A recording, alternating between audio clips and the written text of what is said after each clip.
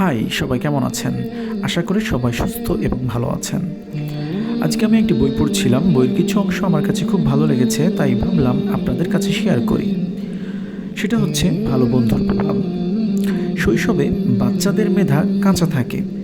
বাবা মায়ের উচিত এদিকে খুব খেয়াল রাখা যে সে কার সাথে খেলছে বা চলাফেরা করছে, কারণ তারা বন্ধুর কাছ থেকে যতটা শেখে বাবা মায়ের কাছ থেকেও ততটা শেখে না। মেয়ে হলে বান্ধবীদের কাছ থেকে শিখবে, আর ছেলে হলে বন্ধুদের কাছ থেকে শিখবে।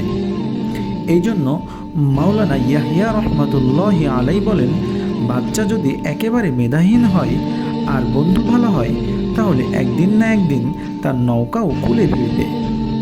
আর বাচ্চা যতই মেধাবী হোক না কেন, তার বন্ধু যদি মন্দ হয়, তাহলে তার নৌকা একদিন না একদিন নদীতে ডুবে যাবেই।